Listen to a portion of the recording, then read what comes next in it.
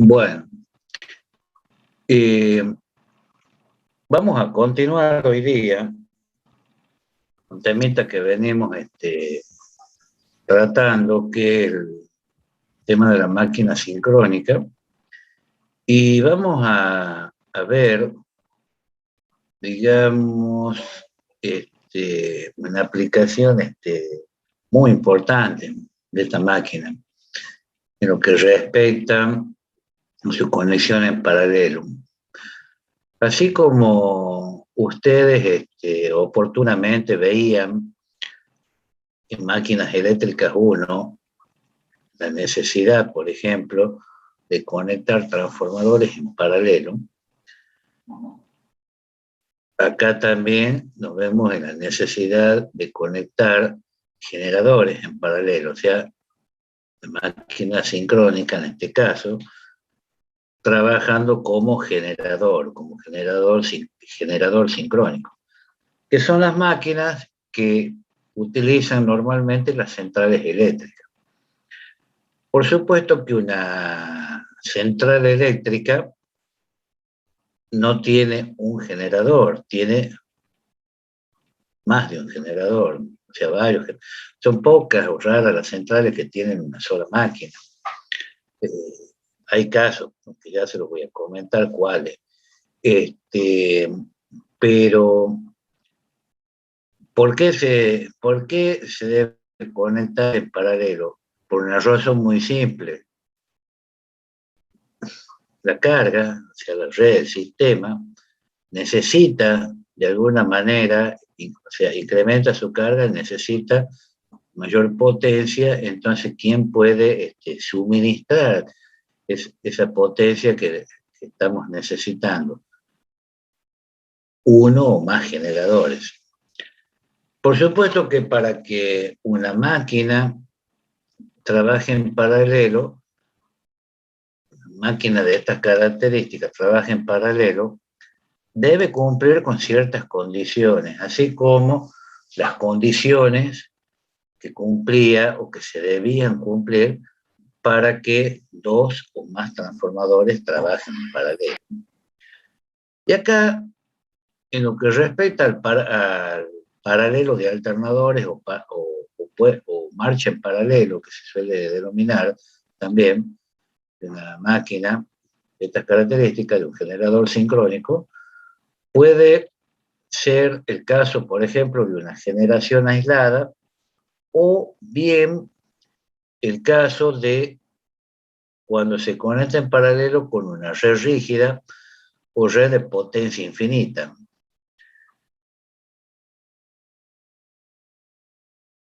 Acuérdense ustedes que el sistema que nosotros tenemos acá en la República Argentina es un sistema que se denomina sistema interconectado, es decir, sistema interconectado nacional. Hagan de cuenta que es una red, como una especie de matriz, y en cada nodo, digamos, de esa red, hagan de cuenta que tienen una central eléctrica. Entonces voy a tener un flujo, obviamente, de carga, que podemos mandar o recibir carga, depende. Eso ya lo maneja cómo es el movimiento, digamos, de la energía, eso lo maneja un organismo que se llama CAMESA. Todo depende de cuál central esté trabajando, o sea, a veces no todas las centrales están trabajando. Por ejemplo, ahora que estamos en una época medio complicada de sequía, las centrales hidráulicas, digamos, están ahí quietitas y se está produciendo energía eléctrica a través de centrales térmicas. O son centrales que pueden ser con generadores accionados por turbinas de vapor o por turbinas de gas, incluso turbinas de gas con ciclo combinado. Eso ustedes lo han visto en la asignatura esa de máquinas térmicas, hidráulica y de fluido, y que también después lo van a volver a ver con el ingeniero Paredi en centrales y protecciones eléctricas. Lo acabamos de ver, profesor, hace un momento en en la clase anterior nos explicaron ciclo combinado. ¿Quién? El ingeniero Mengs. Men, sí. Bien. Bueno, entonces el, el tema de, o sea, es importante que tenemos, nosotros como electricistas tenemos que ver cuáles son las condiciones, digamos, para que dos o más generadores trabajen en paralelo. Trabajen en paralelo.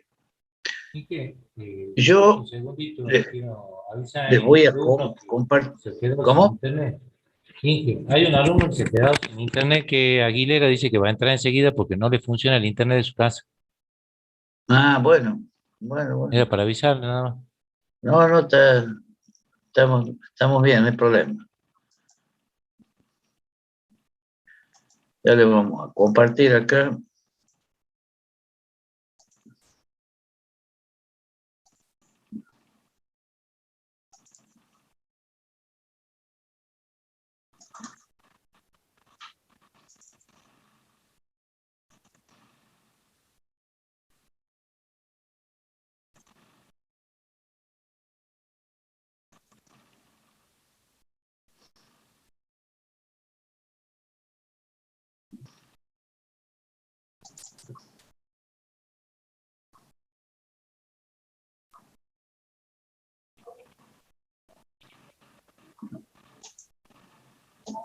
No, esto todavía no. Ya.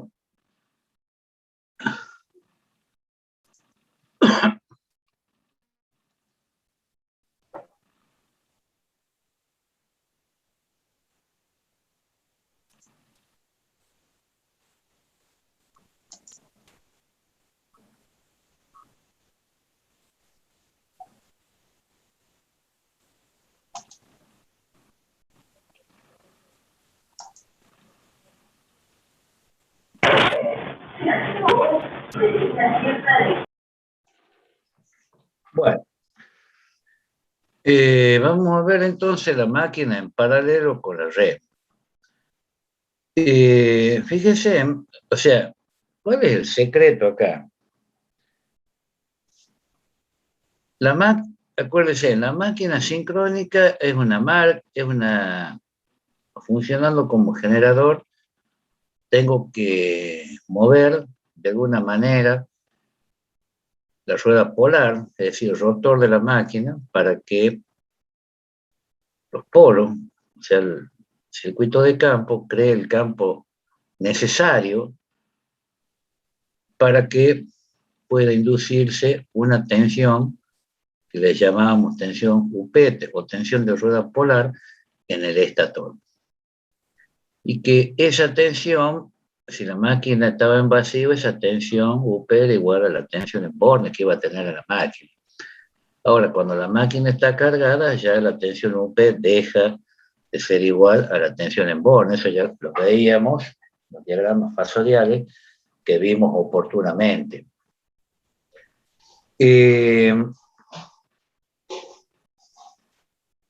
Acá el secreto es que tengo que mantener de alguna manera, o sea, se tiene que mantener la tensión en bornes constante. Y si yo tengo variaciones de carga, voy a tener que ir ajustando de alguna manera la excitación de la máquina para que se mantenga la tensión en bornes constante. Eso, por supuesto, se lo hace con un lazo de control, con un circuito de control,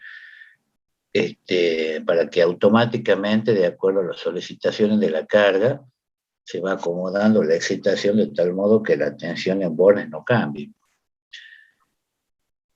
Entonces, como dice acá, la tensión en bornes de la máquina dependerá no solo de la corriente de campo, sino también del estado de carga y del grado de excitación de todos los generadores del sistema, así como de distintos parámetros que definen el sistema y de las características también, obviamente, de los consumidores.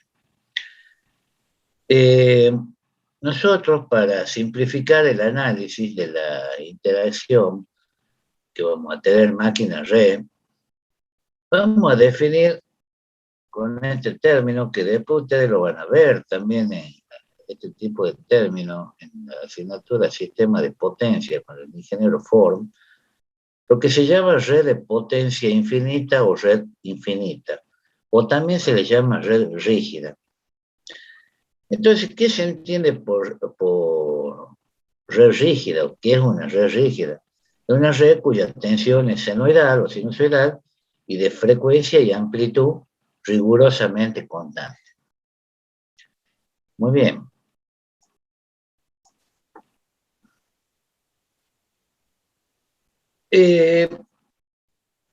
Nosotros tenemos que ver ahora lo que se denominaría de alguna manera la entrada en sincronismo. ¿Qué significa eso de la entrada en sincronismo?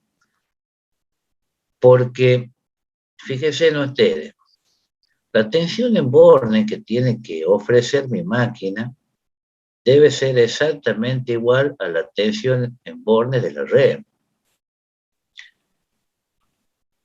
También la frecuencia de mi máquina debe ser igual a la frecuencia de la red. Y una serie de cositas que ya vamos a analizar acá. Que es cuáles son las condiciones para la puesta en paralelo, o sea, tensión de red y máquinas iguales, frecuencia de red y máquinas iguales, igual sucesión de fase e igualdad de fase. Esas serían, digamos, las 4 condiciones básicas o claves para poder entrar en paralelo. Si nosotros arrancamos la máquina con una máquina motriz que puede ser una turbina, puede ser una turbina hidráulica o una turbina a vapor o una turbina de gas, y se la lleva a la velocidad de sincronismo. ¿Cuándo me voy a dar cuenta que mi máquina está en la velocidad de sincronismo? Bueno, obviamente me voy a fijar en la placa de características de la máquina y me dirá ahí el número de vueltas, y ahí voy a deducir, obviamente, cuántos pares de polo tiene mi máquina, con la formulita esa que dice que el número de vueltas n minúscula, es 60 por F sobre P, donde F es la frecuencia y P el número de pares de polo. Pero, ¿cómo hago? Porque voy a decir, bueno, yo puedo, a veces puedo medir el número de revoluciones con un medidor de número de revoluciones, es decir, con un tacómetro. Bueno, pero muchas veces no me es sencillo, no es fácil acceder con un tacómetro a la máquina. Si un tacómetro de estos de contacto, puede, o sea que son mecánicos, tengo que ir y asentar el tacómetro, digamos, la punta del tacómetro en el eje de la máquina, y a veces eso no es posible. O podría también medir viene con un, ¿cómo se llama? Con un tacómetro que tiene una lamparita, una luz intermitente, se le pone una marca en el eje, y cuando la marca esa esté quieta, significa que está en la velocidad de sincronismo o en la frecuencia correcta. Pero a veces tampoco me es sencillo acceder, digamos, al eje de la máquina como para poner esa marquita. Entonces, ¿cómo detecto yo eso? A través de un frecuencímetro.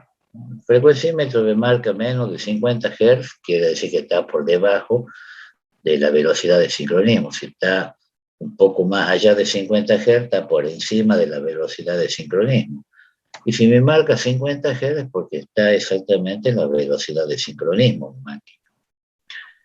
Entonces, ¿cómo ajusto eso yo con la máquina motriz? Por eso dice, si se arranca la máquina por una máquina motriz y se la lleva a la velocidad de sincronismo, su tensión en borne será igual a la de la rueda polar, ya que la máquina está en vacío. Bueno, pero ¿cómo? Puede ser que yo la ponga en sincronismo a la máquina con frecuencia, obviamente, por ejemplo, pero a lo mejor no me está dando la tensión en bornes. Entonces, ¿qué tengo que hacer yo para que la tensión me dé la tensión en bornes que yo necesito? Tengo que empezar a jugar con la corriente de excitación, o sea, con la corriente 1, con la corriente de los polos. Y acuérdense ustedes que la tensión U sub P, que era la tensión de rueda polar, era proporcional, o es una función, podríamos decir también, de la corriente 1. O sea, la corriente continua, pero la tensión UP es una tensión que se induce en el estator de la máquina. Bueno, supongamos que hubiésemos podido hacer eso, que la tensión en bornes U2 sea igual a la tensión en bornes UP. Ahí estamos viendo en la expresión que está puesta ahí en la diapositiva, que valor es instantáneo. Y eso va a ser igual a UP de pico, ¿no es cierto? Es un valor máximo, por ejemplo, por el coseno de omega t más phi sub UP.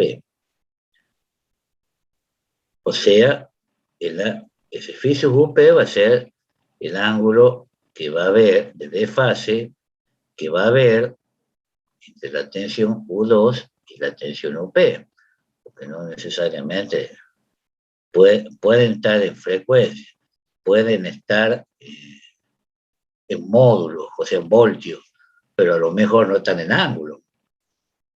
Entonces, de forma genérica, ponemos esta expresión en lo que respecta a valores instantáneos. Bueno, dice corrientes transitorias importantes, pueden circular por el inducido en este proceso. Ya vamos a ver cómo es eso. La nulidad de estas corrientes se asegura solo si la tensión de conexión, ya vamos a ver que la tensión de conexión es nula en el instante de efectuar la conexión. Claro, la tensión de conexión, por definición, puede definirse según esta ecuación. Que la tensión U sub R, la tensión U sub R va a ser la tensión de red, va a ser igual a la tensión en bornes de la máquina más la tensión de conexión. Lo ideal es que la tensión de conexión sea igual a 0, o sea que sea nula, para que U de red sea igual a U2, que es lo que está acá. De tal modo que U de red, en forma instantánea, en valor instantáneo, va a ser igual a UR de pico por el coseno de omega sub R de T, o sea, omega R de la red, más phi sub R, o sea, más el ángulo de desfase que va a haber entre la tensión U de red.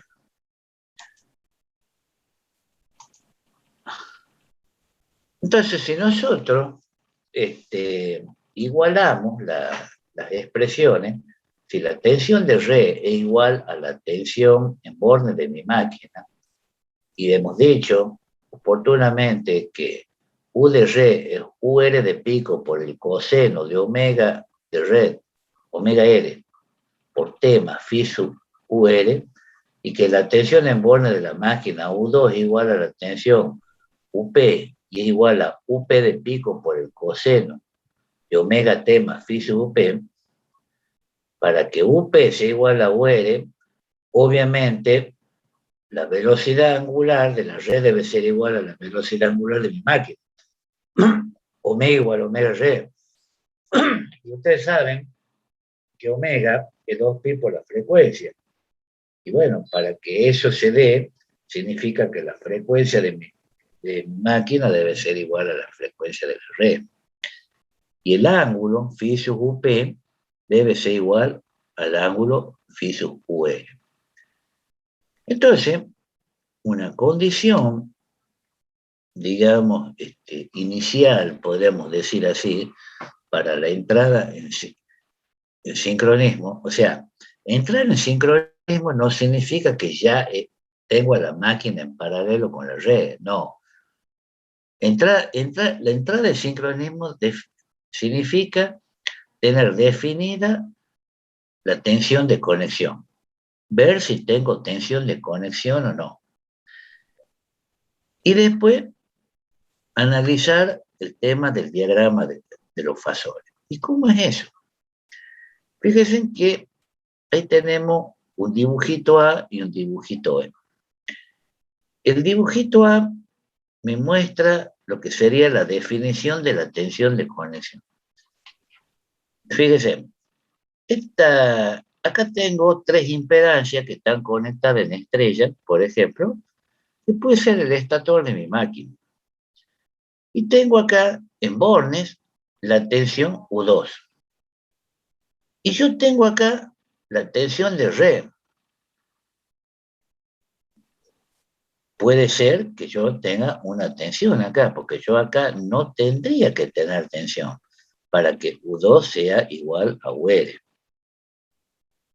Entonces, si nosotros lo analizamos a esto mediante un diagrama fasorial, acá tenemos, por ejemplo, el eje real y el eje imaginario. El eje real más y el eje imaginario más J, es el eje imaginario positivo, y acá el eje real positivo. Y fíjense que estamos tomando como referencia acá la tensión en bornes de la máquina U sub 2. Fíjense que el tamaño o el módulo del vector de la tensión de red es igual, exactamente igual, el módulo.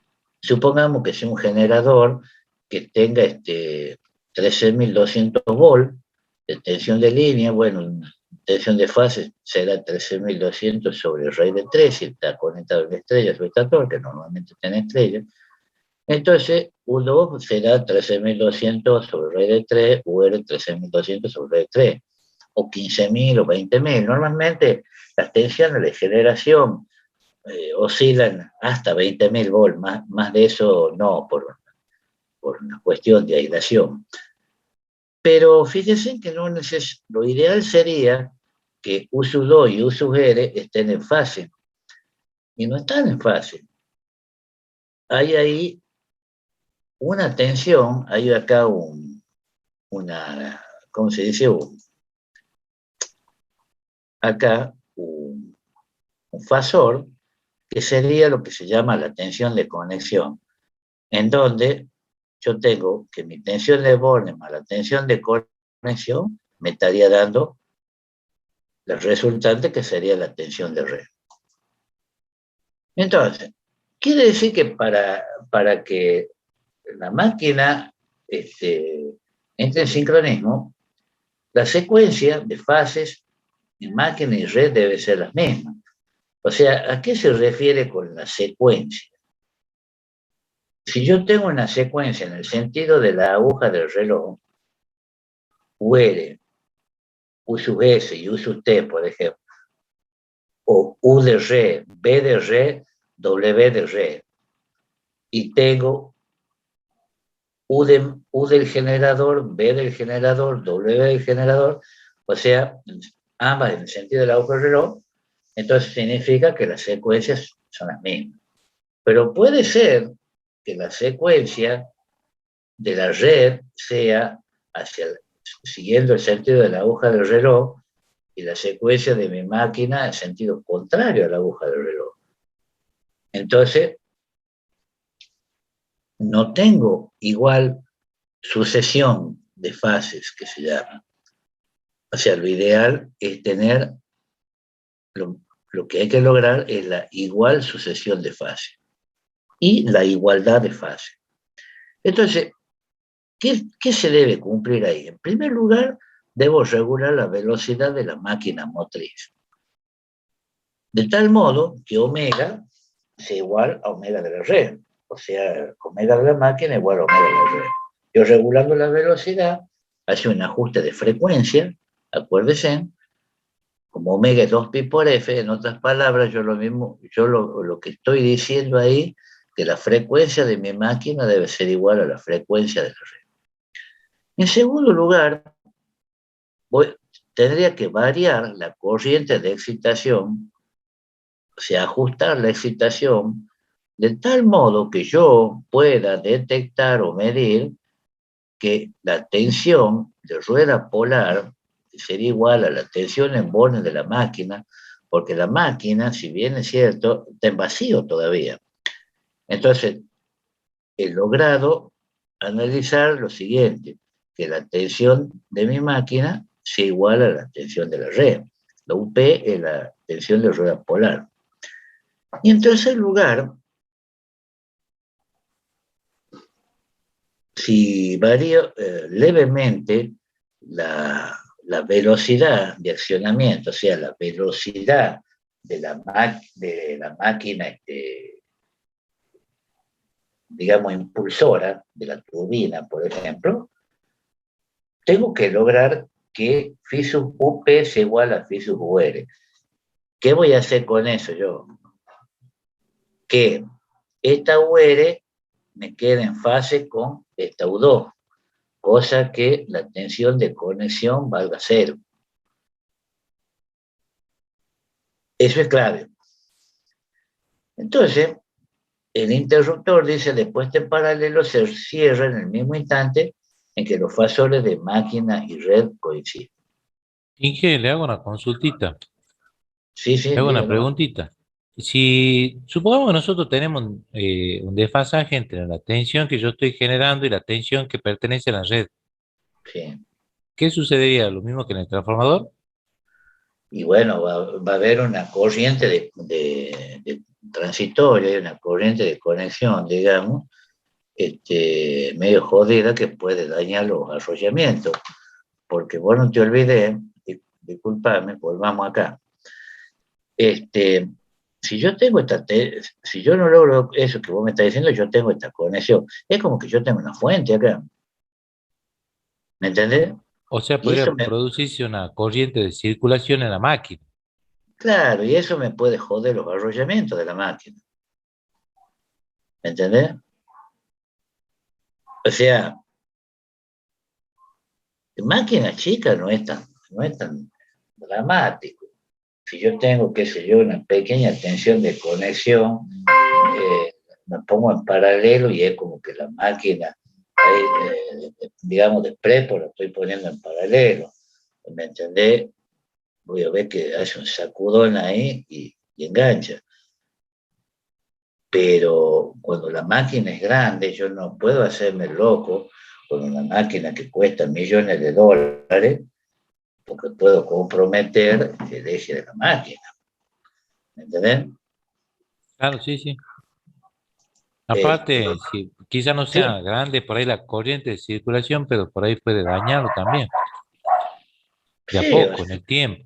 sí, con el tiempo vos vas a tener corrientes, o sea, corrientes transitorias ahí, ponerle, dando vuelta, eh, cada vez que metas en paralelo y si no metes correctamente, y eso te puede ir jodiendo la ilación en los arrollamientos, ¿entendés? A la larga. No, son máquinas que se las cuida como oro, digamos, en ese sentido. No hay que, no hay que hacerse loco. Bien, entonces vamos a ver cómo sería el servicio de la máquina como motor y como generador. Supongamos que yo tengo un acoplamiento ideal, o sea, que no haya corriente en el inducido, que fíjense en ustedes acá, tengo el eje real, el eje imaginario, y fíjense que UP y U2 están juntitas, o sea, tienen el mismo tamaño, o sea, el mismo módulo, o sea, las tensiones son iguales, y no tengo tensión de conexión, tengo una tensión de red igual o sea, la, la tensión, acá, en este instante, la UP sería la tensión que se induce debido a la corriente de excitación. Como está en vacío, esa tensión es igual a la tensión en borde de la máquina.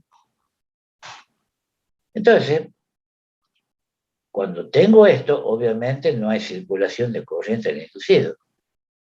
O sea, que este diagrama de fasores que yo tengo acá corresponde a esto que está escrito acá, que dice diagrama de fasores de la máquina en vacío.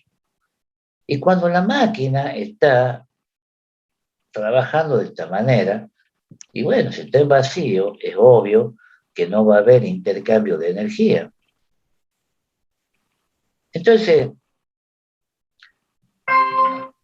si yo quiero entregar una, supongamos, potencia a la red, que mi máquina trabaje como generador sincrónico, entonces yo tengo que lograr de alguna manera un desfasaje entre la tensión UP y la tensión U2.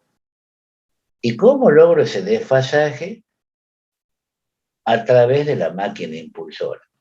Por eso dice ahí, en el último punto, el recuadro ese del acoplamiento ideal que está en celeste, dice la potencia para mantener condiciones, por ejemplo, es provista por quién? Por la máquina motriz. Bien.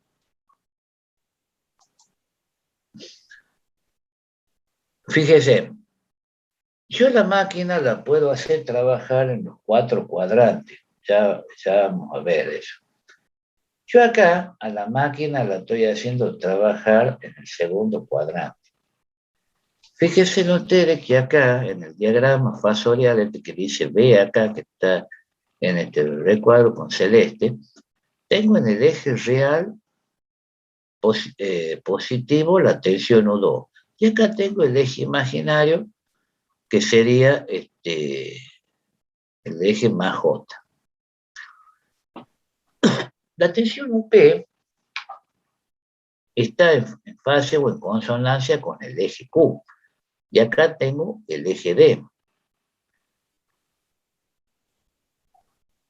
Yo, para lograr este ángulo delta, o sea, se ha movido acá de esta manera hacia la izquierda, acuérdense ustedes, bueno, esto está mal indicado acá, porque tendría que venir no una doble flecha, sino una sola flecha acá hacia la izquierda. Un ángulo indicado con una flecha en sentido contrario a la aguja del reloj son ángulos positivos. Y un ángulo que se indica con el, digamos, en el sentido de las agujas del reloj con una sola flechita son ángulos negativos. Por eso que se ha puesto acá que el ángulo delta es mayor que 0. Ese ángulo delta es lo que se conoce como ángulo de carga. Entonces, fíjense ustedes que al yo accionar, o sea, es como que le doy una pequeña acelerada sin que se salga de sincronismo, porque no lo puedo hacer de golpe a eso, porque a lo mejor mi sistema necesita X potencia y no lo puedo dar de golpe toda la potencia, no, voy de a poquito. Entonces he logrado este ángulo delta y la tensión UP está en esa posición, como estamos observando. Entonces quiere decir que voy a tener UP más JXD por I2, que sería la caída en la reactancia, digamos, de la máquina, y eso me va a dar la tensión U2. Y fíjese en dónde está ubicada la corriente. ¿Por qué no está para acá? ¿Por qué está para abajo? Porque la máquina es como que está corriente como si fuese negativa. ¿Qué significa eso? Que mi máquina está trabajando como generador, es como una fuente que le está mandando energía a la red, no como motor que toma energía de la red. Entonces tengo la corriente I2 dibujada hacia abajo. Y el ángulo Φ2 sería el ángulo que va a haber entre U2, entre I2 y U2, que sería todo este ángulo. Entonces, si yo acelero la máquina, la máquina impulsora, la UP me va a adelantar a la U2. Ahí le adelantar. Empiezo a circular, bueno, acá tengo que UP, bueno, acá dice que el fasor UP es distinto al fasor U2, pero distinto es que en ángulo. Porque yo podría modificar en módulo también, ya vamos a ver, el fasor UP con respecto al U2, y para yo modificar el módulo, tengo que operar sobre la excitación, agrandar o achicar el vector o fasor UP, hacerlo más grande o más chico. Pero si lo hago más grande, esta J X de 2 se va a venir para acá, si lo hago más chico, esta va a quedar así para él. Y la corriente se tendrá que ubicar de otra manera. Esta corriente I2 siempre va a estar a 90 grados de esto. Un sistema inductivo, esta es una caída inductiva, acá fíjese JX por I2 está adelantada con respecto a I2, 90 grados. Bueno, acá hemos considerado que la resistencia óhmica R2, sea de arrollamiento de inducido, es decir, el estator, supongamos en este caso, vale 0, por eso que me aparece la caída resistiva. Bueno, pero cuando esto estaba junto, UP con I2, el JXD por I2 valía 0. Bueno, ¿por qué valía 0? Porque I2 vale 0. No tengo corriente. Pero al acelerarla mi máquina impulsora ya tengo caída reactiva y ya tengo corriente. Por eso que dice acá que empieza a circular una corriente por el inducido. Con R2 teniendo 0, bueno, esa corriente 2 va a ser igual a ¿qué? A J UP menos U2 sobre XD. Claro, cuando estas son iguales, esta diferencia se hace 0, obviamente esta corriente va a valer 0. Y el ángulo de carga, que es el ángulo delta, se hace distinto de 0. Antes valía 0 en la diapositiva anterior, ahora ya es mayor que 0. Y empieza a haber lo que se denomina un intercambio de energía, que ya vamos a ver eso. La potencia activa que voy a entregar a la red, o sea, potencia por PF, dice, o sea, por fase, va a ser U2 por I2 por coseno de Φ2. Es decir, esa es la definición de potencia activa.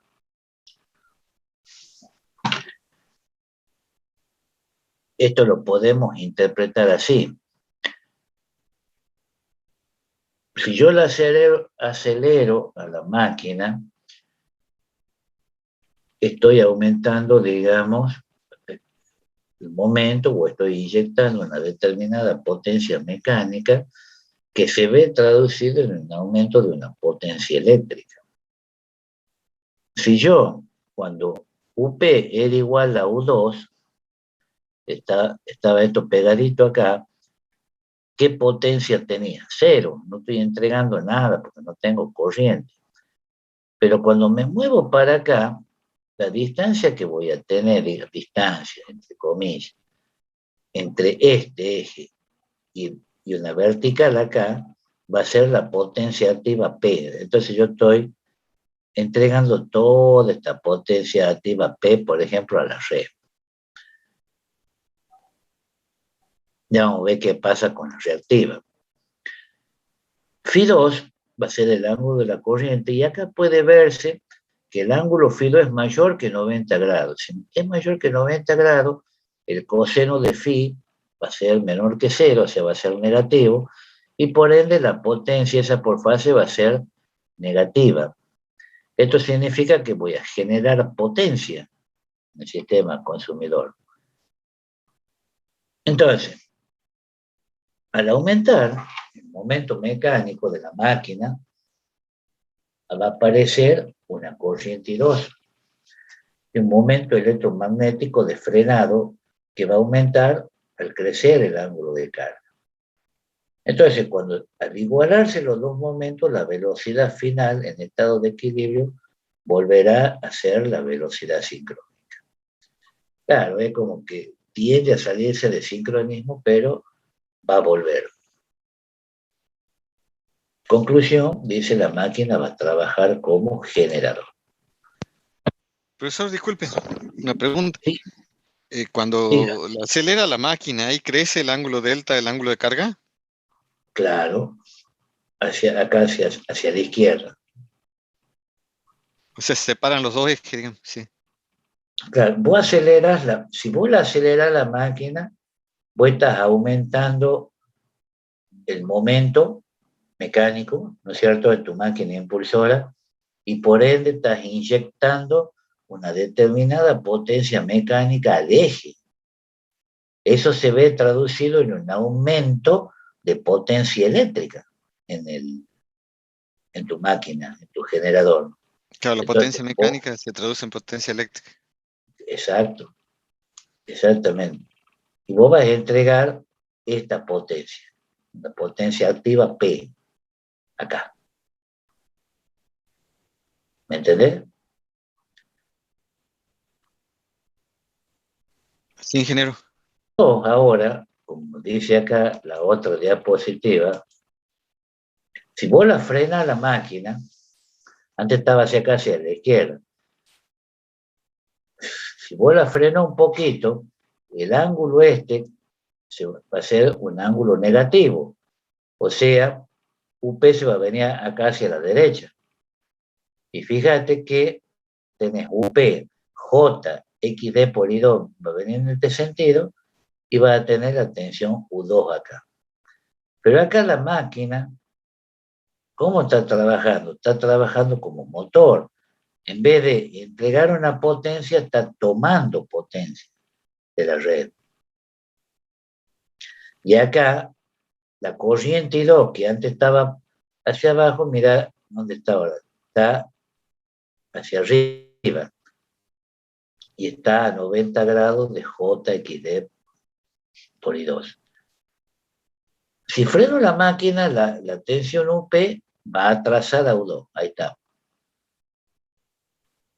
UP va a ser distinta de U2, obviamente, en ángulo, y empieza a circular corriente por el inducido también, obvio. Con resistencia alrededor teniendo a cero, esa corriente I2 también va a ser J UP menos U2 sobre XD. Pero, si yo le he desacelerado un poco a la máquina, va a aparecer un momento electromagnético que va a tender a acelerar a la máquina. O sea, para acomodarla, si no se está saliendo del sincronismo. Y acá en este caso, como el ángulo de la corriente vemos que es menor a 90 grados, quiere decir que el coseno de phi va a ser positivo. Por lo tanto, la potencia por fase P sub F, que es U2 por I2 por coseno de phi 2, va a ser mayor que cero. O sea, voy a tener potencia positiva. Yo tome potencia de la red. Quiere decir que de esa manera mi máquina estaría trabajando como motor sincrónico. Bien, sí, diga.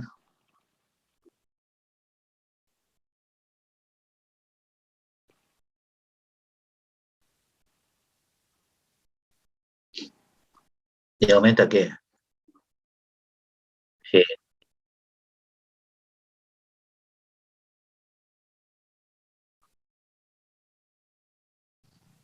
sí.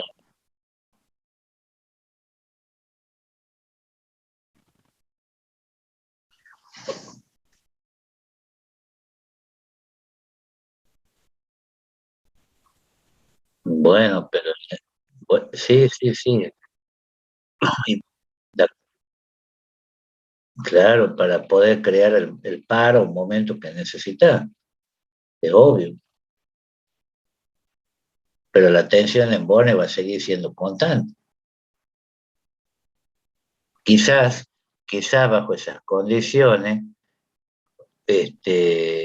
vos me decís, bueno, se me está frenando mucho la máquina y bueno, quizás el ángulo es esta tensión húmeda va a tener que hacer un poquitito más para acá.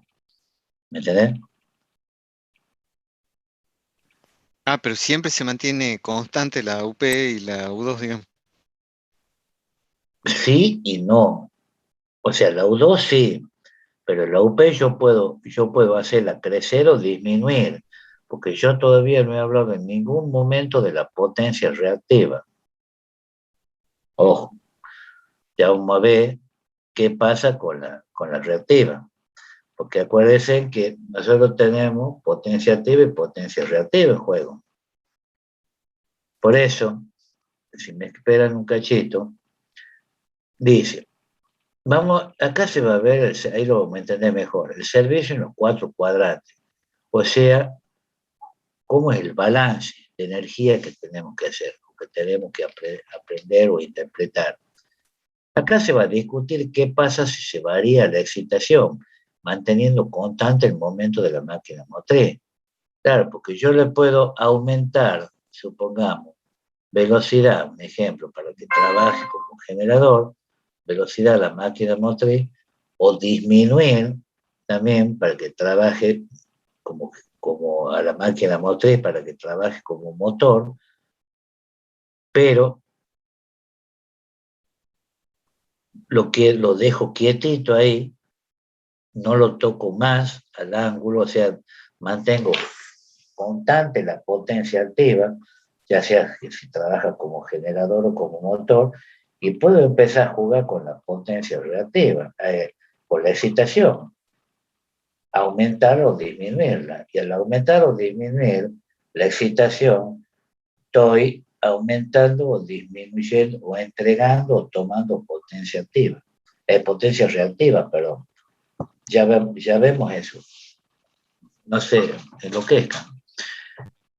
Si nosotros consideramos la condición de, como hemos visto, de equilibrio inicial en que la UP igual a U2, eso significa que este ángulo, como habíamos dicho, delta, que es el ángulo de carga, es igual a 0. Ahora, si supongamos que yo haga crecer la corriente 1, ¿cuál era la corriente 1?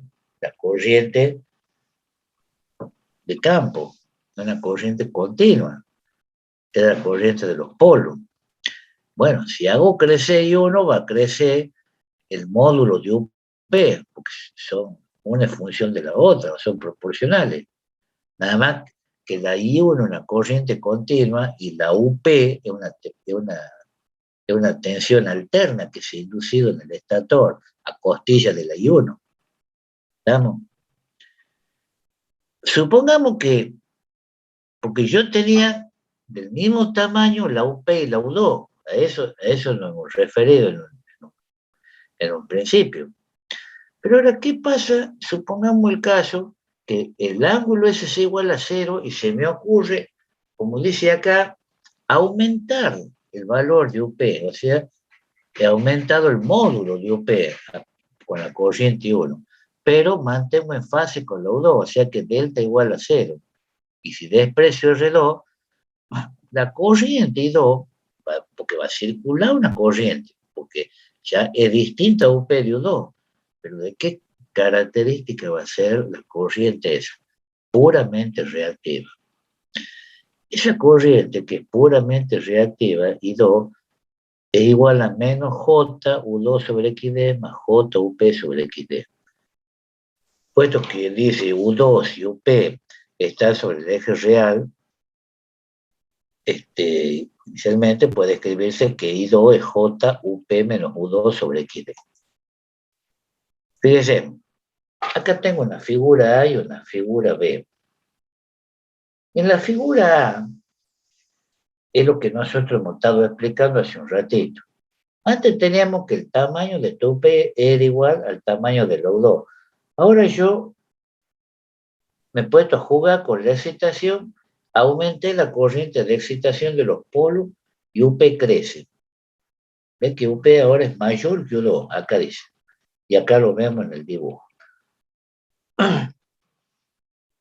Pero no nos olvidemos que tengo la caída JXD por I2, donde UP más la caída reactiva me tiene que dar la tensión en Borneo 2. Entonces tengo UP más JXD por I2, que tengo acá, me da la tensión U2.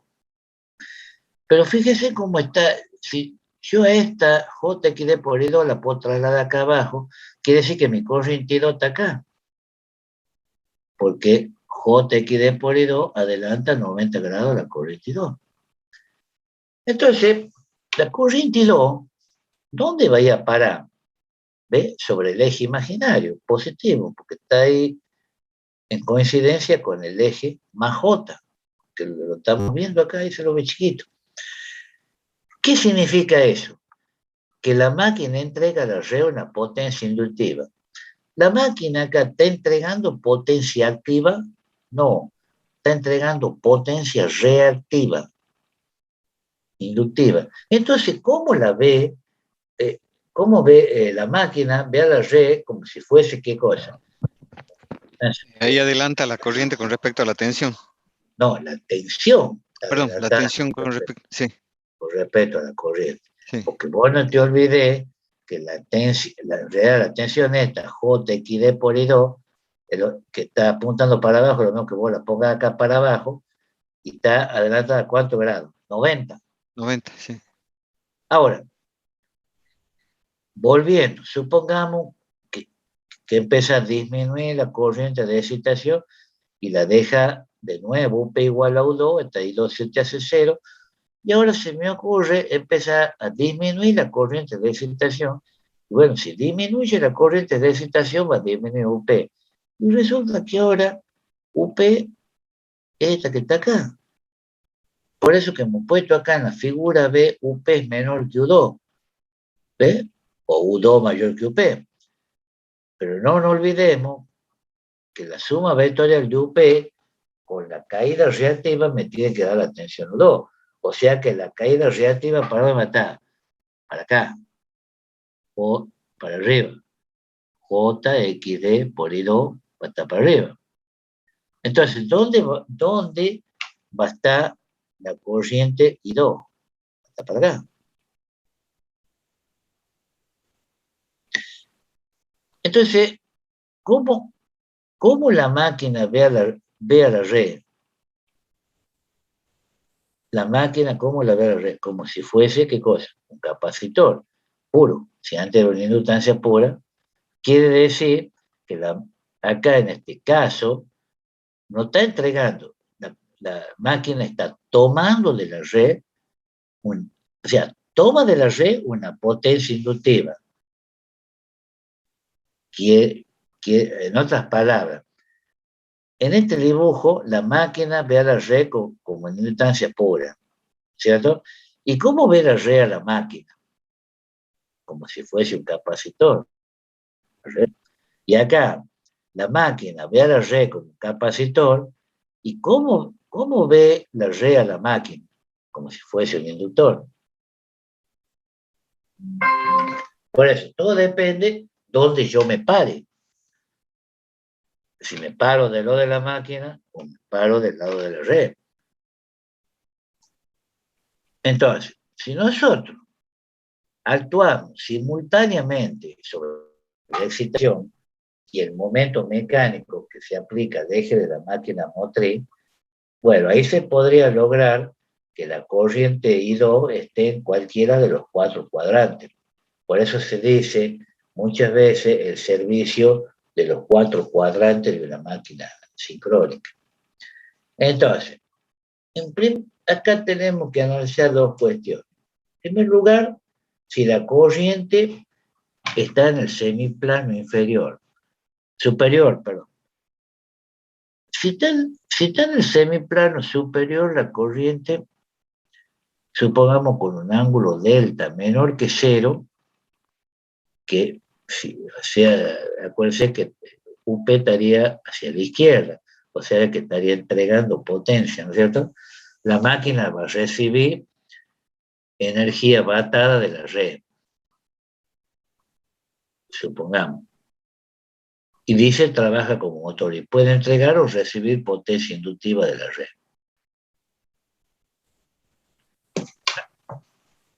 Acá, perdón, si es menor que 0, la UP está hacia la derecha. Yo me expresé mal, me equivoqué. Está hacia la derecha. Entonces la máquina recibe energía batada o potencia batada, va a trabajar como motor, pero de acuerdo a cómo yo aumento o disminuyo la excitación, ya vamos a ver, puedo entregar o recibir potencia inductiva de la red. Y si la corriente, sí,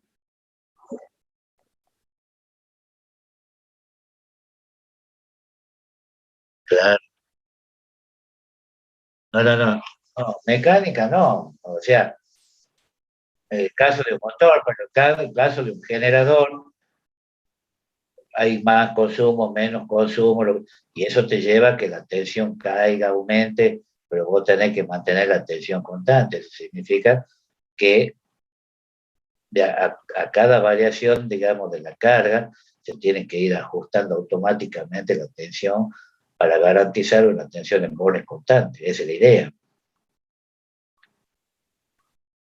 Por eso, eh,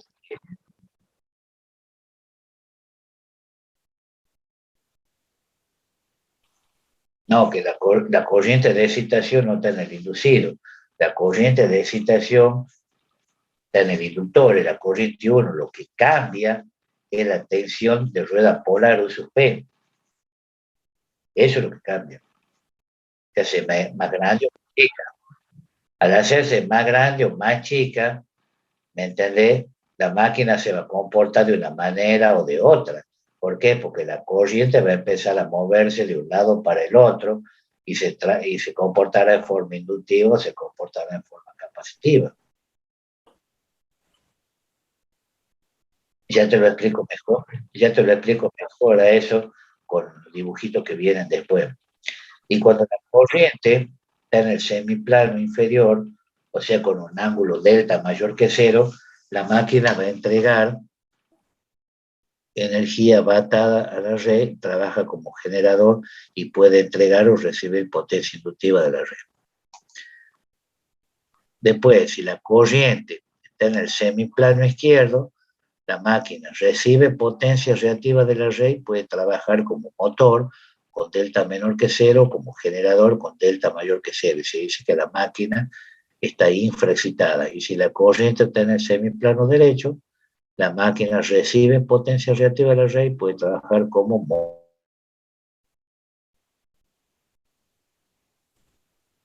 La máquina está infraexcitada. Fíjese, acá está el secreto.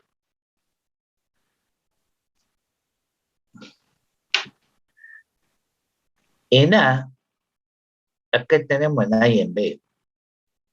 El primer dibujo que nosotros hemos visto era este, más oeste, parecido a este. Pero fíjese, ¿yo qué hice acá? Tengo la tensión en borne y la he desacelerado a la máquina impulsora. Y he logrado este ángulo delta negativo. Este delta es menor que cero. Pero se me ocurrió aumentar la corriente de excitación. ¿Estamos? Entonces tengo UP más JXD por I2, la suma vectorial me da la tensión U2. La tensión U2 está dibujada en el eje de referencia, o sea, en el eje real positivo. Y acá tengo el eje imaginario, que es el eje más J. Esta corriente I2 va a tener esta posición, porque si yo trazo con una línea de trazo acá, hasta que se me corte con este fasor, tengo que tener 90 grados. Esto es lo mismo que yo lo traslade para acá. Entonces tengo corriente y tensión a 90 grados. Y este dibujo que está acá abajo, fíjese, un ejemplo, he mantenido el valor de UP, no lo he tocado a la excitación, pero le he acelerado la máquina. O sea que en vez de este ángulo delta, que era negativo, supongamos con el mismo valor de delta, pero positivo. Estoy acá. Entonces tengo UP más JXD2 por I2 me da la tensión en borneo 2. Y la corriente I2 va a estar en esta posición. Y acá la máquina máquina entrega potencia activa. Entonces, fíjese, en A y en B, o sea, acá y acá, se consume, dice, potencia activa. Acá trabaja como motor y acá está trabajando como motor. ¿Cuál es la diferencia entre el dibujo A y el dibujo B? Que acá he disminuido mi excitación. Al disminuir mi excitación, UP disminuye. Entonces, como siempre se tiene que cumplir que UP más JX de 2 por I2 me dé la tensión U2, ahora la corriente I2 esta que estaba acá, ahora está acá. Viene a parar acá. Entonces, acá estoy tomando potencia activa de la red. Y acá estaría entregando energía, digamos, potencia reactiva. En cambio acá estoy tomando potencia activa de la red y estoy tomando energía reactiva. Hagan de cuenta ustedes en forma imaginaria como que esto, fíjense, como triángulo de potencia. Tengo acá la potencia activa P y acá tengo la potencia reactiva. Y esto es como decir que tengo la potencia aparente. Lo mismo acá, ¿ves? Es como que tengo la potencia activa acá y acá la potencia reactiva. En C y en D, acá, en C y en D, se genera potencia activa. Claro, ¿por qué digo esto? Tengo UP para acá y tengo UP para acá. ¿Cuál es la diferencia entre C y D? Que acá hice crecer la excitación y acá la he disminuido a la excitación. Entonces, I2 tiene esta posición debido a la posición que tiene, porque siempre tiene que estar a 90 grados de JXD por I2, o sea, la caída en lo que se llama la reactancia sincrónica o impedancia sincrónica, porque dado que R2 igual a 0, entonces la reactancia sincrónica igual a la impedancia sincrónica. I2 toma esta posición debido a la posición que tiene JXD por I2, dado que UP tiene esta posición. O sea, a disminuir acá se le ha hecho con un ángulo un poco más grande, se le podría haber hecho igual, digamos, respetar el ángulo. Pero acá veamos una cosa. Entonces, repasemos. En A y en B se consume potencia activa.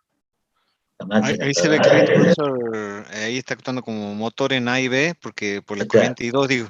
Y en C y en D, acá como generador. ¿Estamos? Se trabaja como generador.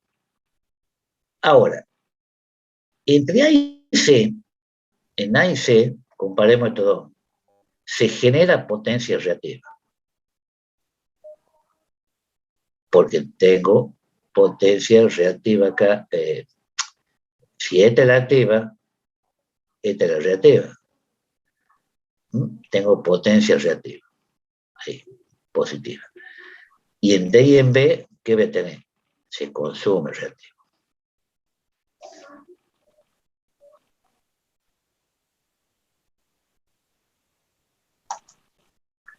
Entonces,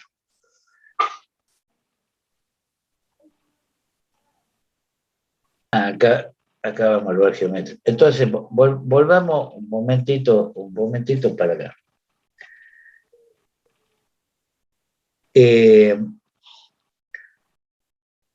La máquina sincrónica generalmente o normalmente va a trabajar como motor sincrónico, como generador sincrónico. Muy pocas veces trabaja como motor sincrónico. En la mina, por ejemplo, en la lumbrera, hay motores sincrónicos, son motores de los molinos, son motores muy grandes, motor de 14 megavatios. potencia, hay dos de esos. Ahí el motor más humilde que hay son de 1000 HP. Son motores de 14 megavatios con 1000 y pico de amperes por fase. Son piernas, digamos, de conductores cada fase. Vuelvo a decir, un conductor que tenga una sección tan grande. Y son como digo, motores muy grandes. Otra aplicación que me ha tocado ver a mí, en la provincia de Córdoba, por ejemplo, está la central atómica de Embalse, del río Tercero. La central atómica tiene una turbina de vapor de 3 etapas, si no me equivoco, y una sola máquina, un generador sincrónico Siemens, de 648 megavatios, donde 600 megavatios lo aporta el sistema interconectado y los 48 megavatios restantes se utilizan, digamos, para servicios auxiliares de la central. Esa central atómica, esas centrales son centrales de base, que se llama.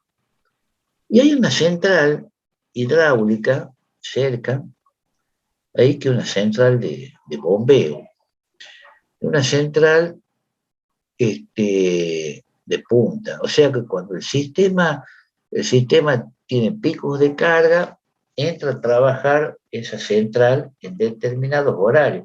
Porque el pico de carga se ponga en un día, no es que tenga un pico todo el día, puede ser que tenga un pico en horas de la mañana y después a la noche o al atardecer ya empieza a caer un poco, por ejemplo, podría ser. Entonces, ¿qué es lo que hace es una central de punta, o sea, para cubrir las puntas, digamos, o sea, los picos de carga del sistema. Entonces, ¿qué es lo que hace una central hidráulica? Tiene 3 embalses. Entonces, turbina el agua digamos, de los embalses, eso. O sea que el generador o los generadores trabajan como generador sincrónico. Pero resulta que después, o sea, del embalse superior, de los 2 embalses superiores, se turbina y se manda todo el agua de esos 2 a un embalse inferior. El agua turbinada. Bueno, pero entonces, ¿cómo la cosa? Quedó seco. El embalse con agua, como la historia. No, ¿qué se hace ahora? Se bombea todo el agua para arriba, o sea, el generador empieza a trabajar como motor sincrónico, por eso se llama central de bombeo. Empieza a mandar todo el agua para arriba de nuevo, a llenar los embalses superiores, para que después puedan volver a trabajar como generador, la máquina. Bueno, son aplicaciones especiales, dadas las características de la central. Es una central de bombeo, que es una central de caverna porque está construida la central en la roca, en una caverna, metida abajo, en una montaña. Bueno, dada la topografía del terreno, se ha hecho un estudio técnico acorde para poder hacer una central de esa característica. Pero, por ejemplo, si ustedes se van, qué sé yo, a la terma del Río Hondo, un ejemplo, ahí la máquina trabaja como generador sincrónico, no trabaja como motor.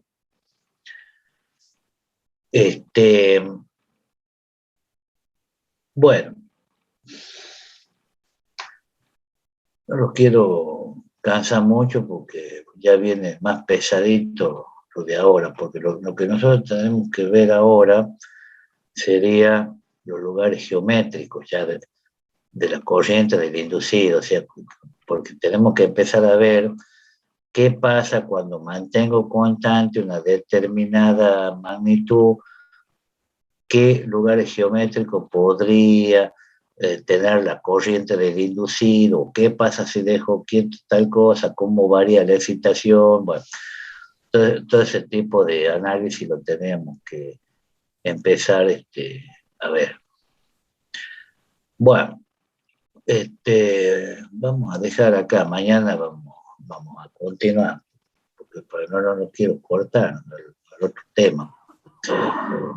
Esto es la parte, digamos, de la materia, o sea, de la máquina sincrónica, o sea, ya en aplicación, obviamente, que es muy importante que ustedes la sepan, y también es muy importante que se saquen todas las dudas que podrían existir, que podrían quedar, o que a veces por una cosa u otra no las podemos mostrar. De todos modos, cuando terminemos estas diapositivas, yo les voy a mostrar otras cosas con respecto a la máquina para poder cerrarlo lo mejor posible de alguna manera a este tema. ¿Hay en el laboratorio una máquina sincrónica, profesor? Sincrónica, sí, sí hay. Es la máquina esa de color amarillo. Está ahí, ya sé cuál es. que esa usa como máquina impulsora un motor de corriente continua. Lo que pasa es que en los laboratorios, digamos, no podemos tener una turbina hidráulica, ni de vapor, ni de gas, y bueno, y tener un motor de explosión también como máquina impulsora, eso conlleva todo mantenimiento, combustible y un montón de cosas. Entonces lo que se hace en los laboratorios es utilizar máquina impulsora de corriente continua.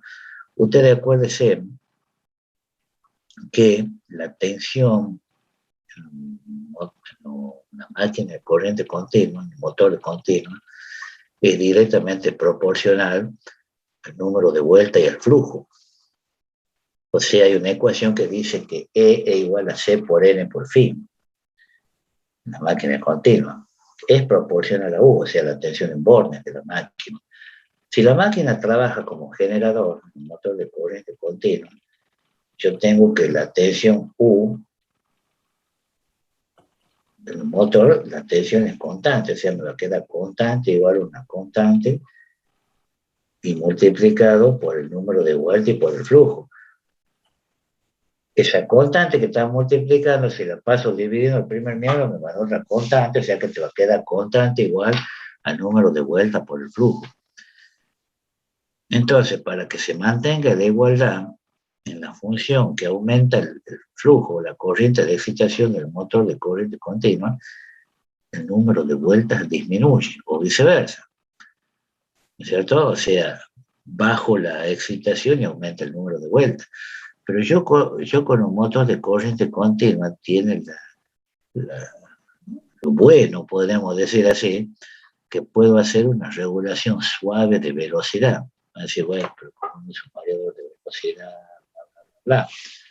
También se podría hacer con eso.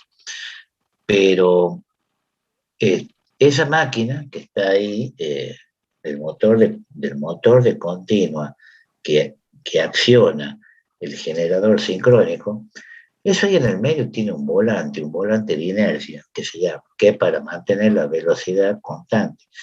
Eso